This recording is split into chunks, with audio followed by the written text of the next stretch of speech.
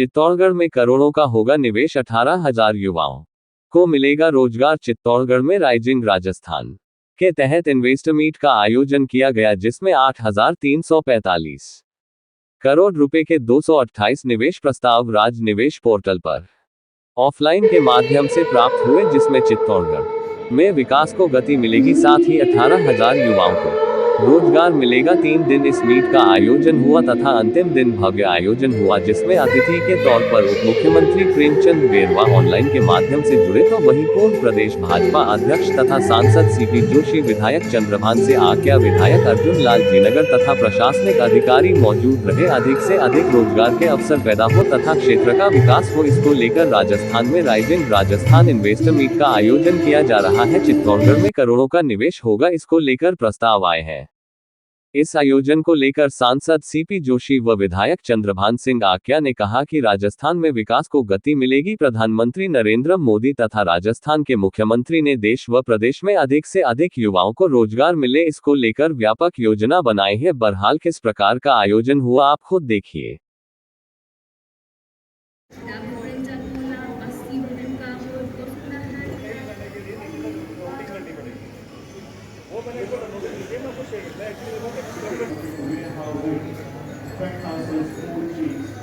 Downstream industries of the zinc, lead, copper.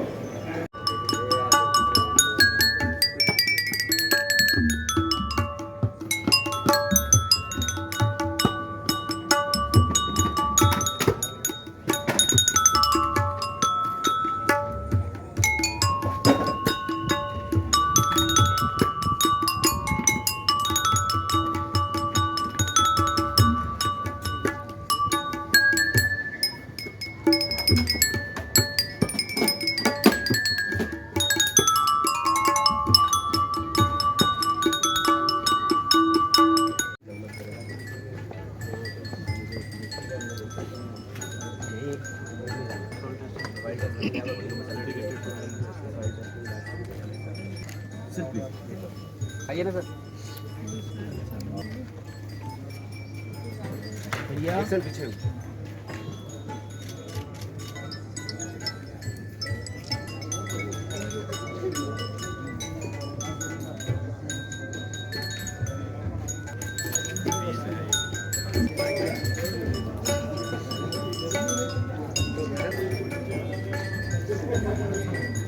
नहीं, ये तो बहुत बढ़िया चीज़ है।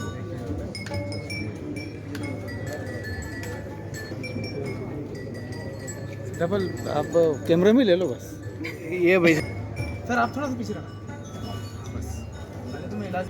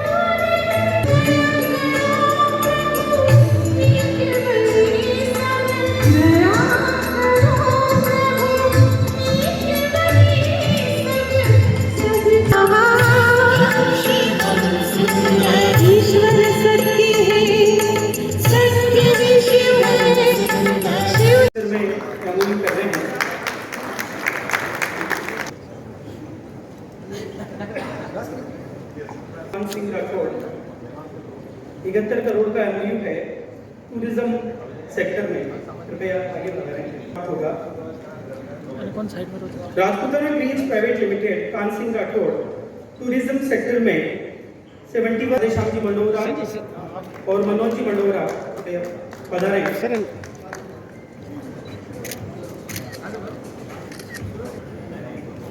मान लाए बड़े से अच्छा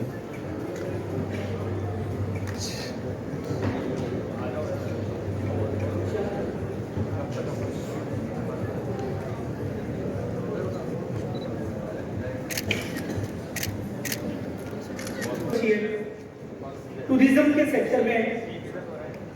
50 करोड़ रुपए का MOU private limited Harish Mehta HJM advise, आप गुजरात से बिलोंग करते हैं। हमारे मल्टी मॉडल लॉजिस्टिक हब की दिशा में आगे बढ़ने का एक प्रथम प्रयास है।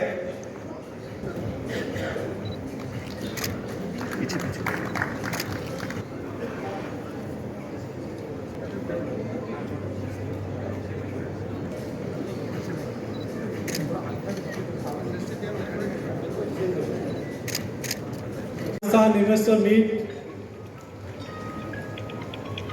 माननीय मुख्यमंत्री जी का और माननीय प्रधानमंत्री जी का मैं धन्यवाद देता हूं। इस प्रकार की सोच के साथ कि राजस्थान में बहुत प्रचुर संभावनाएं हर सेक्टर में है और मैं सोचता हूं देश का एक ऐसा प्रदेश जिसमें हर सेक्टर में हर क्षेत्र में बहुत बड़ी संभावना है। जो देश की लैंड बैंक का लगभग 3.5 लाख वर्ग किलोमीटर जिस प्रदेश की जिसके पास बड़ा लैंड बैंक हो, मैं सोचता हूँ देश का सबसे बड़ा लैंड बैंक किसी के पास है तो वो राजस्थान के पास है। हमारे पास मैन पावर की कमी नहीं है, हमारे पास मिनरल्स की कमी नहीं है, हमारे पास पेट्रोलियम की कमी नहीं है, हमारे पास गौरवशाली इतिहास है, हमारे पास पेट्रोलियम है, हमारे पास झीलें हैं, हमारे पास पहाड़ है, हमारे पास रेगिस्तान है, हमारे पास गौरवशाली इतिहास है। लेकिन ज़रूरत है सबको एक मंच पर लाने की और उनको सिंगल विंडो के माध्यम से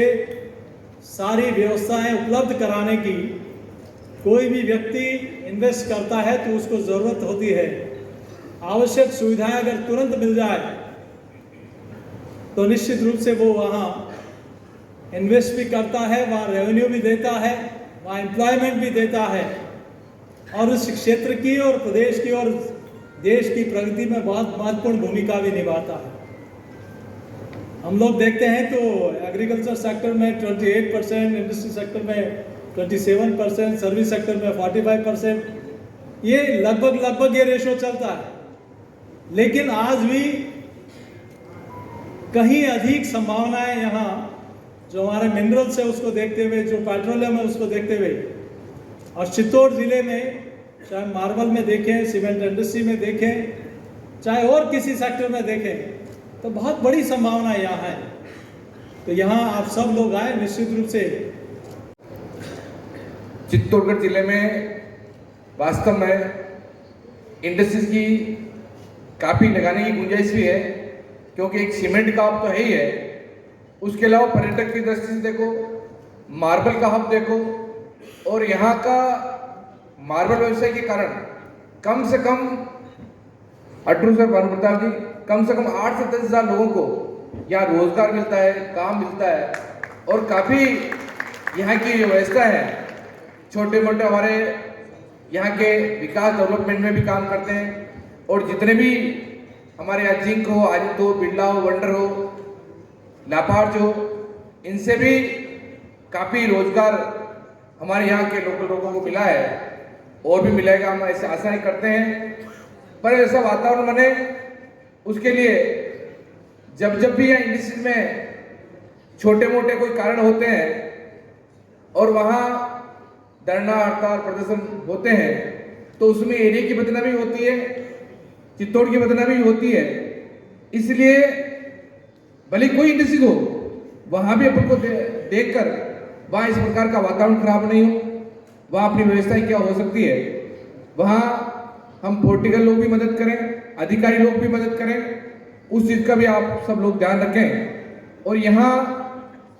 ये सिरेमिक टाइलें जो बनती है, आज मोरवी में बनती है, गुजरात में बनती है, उसका कच्चा माल कम से कम 90% माल हमारे राजस्थान से और सबसे ज़्यादा माल 70% चित्तौड़गढ़ जिले से जाता है। तो इसके भी काफ़ी गुंजाइश है। इसके लिए मादलदा में हमारी कलेक्सा बहुत बड़ी ज़मीन पड़ी है, उस ज़मीन के लिए मैंने बात आपसे भी करी, आगे भी करी। ये इंडस्ट्रीज के लिए अगर हो जाए तो अच्छी जगह है, अच्छा वातावरण है, और हमारे मारवाड़ व्यवसायी को अगर इनको कहेंगे तो ये लगाने के लिए भी तैयार है। इसके लिए आप थोड़ा करके उसको इंडस्ट्रीज में, जो काफ़ी लंबी चौड़ी ज़मीन पड़ी है, करीब 1200 बीघा ज़मीन के आसपास 1200-1300 बीघा ज़मीन पड़ी है, उसकी मैंने पूरा डेटा भी तैयार कर रखा है, पूरी फाइल भी तैयार कर रखी है, तो अपन वो करवा देंगे तो उसके लिए काफ़ी गुंजाइश और अच्छा हो जाएगा। एक पर्यटक दृष्टि से यहाँ अच्छी होटलें हो, अच्छी चीज़ें हो और यहाँ अच्छा वातावरण बने, क्योंकि जो भी यहाँ घूमने आते हैं, करने आते हैं, तो वो सब लोग घूम फिर कर वापस उदयपुर चले जाते हैं। उसके लिए बसी सेंचुरी अपन अच्छे डेवलप कर सकते हैं। और एक दो चीज़ और अपन श्यामलपुरा वाली जो मैंने बात करी, उसके लिए भी अपन श्यामलपुरा एरिया या घाटक एरिया को डेवलपमेंट कर सकते हैं। और किले पर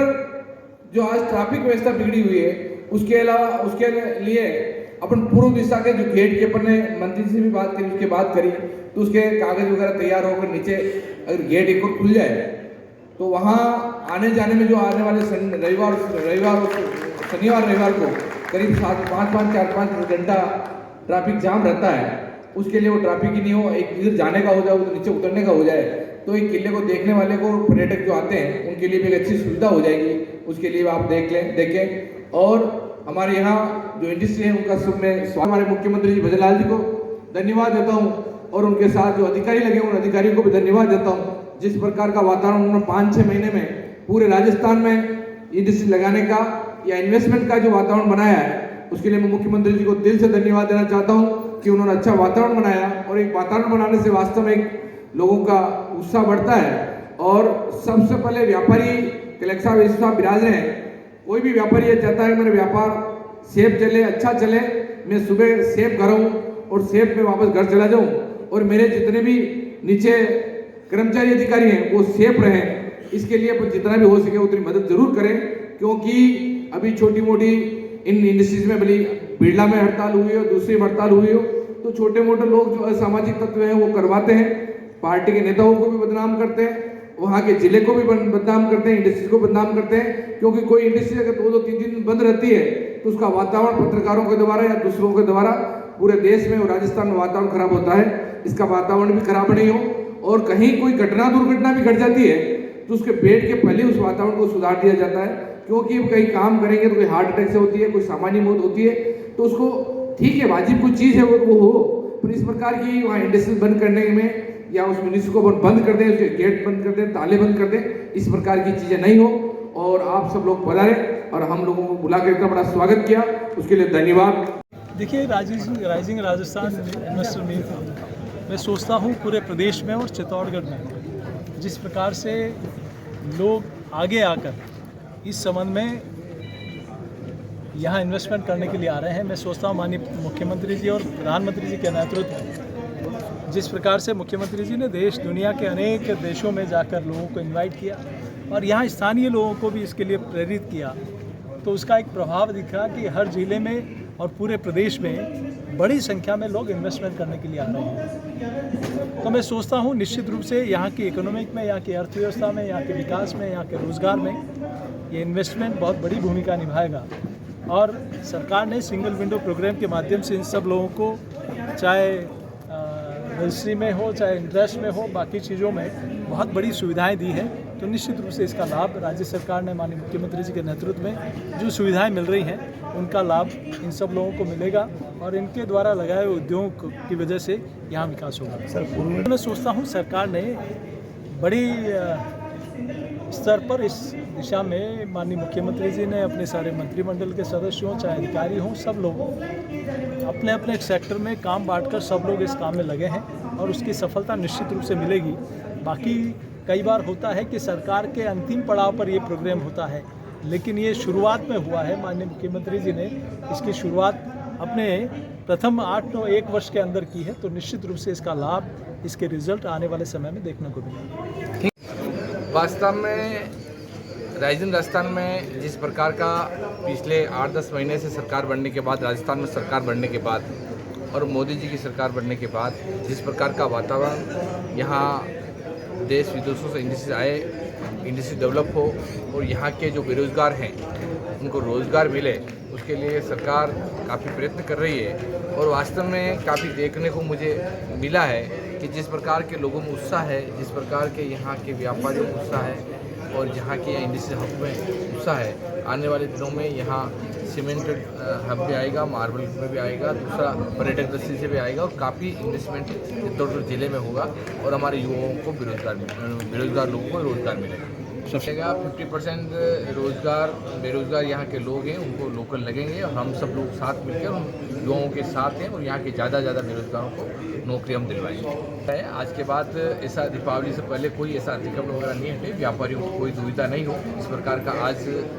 कल से रुकवा दिया गया कल शाम के बाद और ऐसा कोई वहाँ इस प्रकार का नहीं है। वास्तव में चित्तौड़गढ़ में सेल जाने के बाद काफ़ी अतिक्रमण तो हो रहे हैं, पर दीपावली का त्यौहार है, दीपावली के त्यौहार पर यहाँ के व्यापारियों को इस प्रकार की कोई चीज़ नहीं हो, डिस्टर्ब नहीं हो, इसलिए अभी रुकवाया है। और दीपावली के बाद जहाँ भी अतिक्रमण कर रखे हैं लोगों ने वो पीछे हटे और ये अतिक्रमण के ठेले वगैरह जो भी हटे, इस प्रकार का काम। कानून के तहत वो इजाजत मांगने की बात कर रहे हैं, लेकिन ये भी उन्हें मालूम है कि वो किस तरह की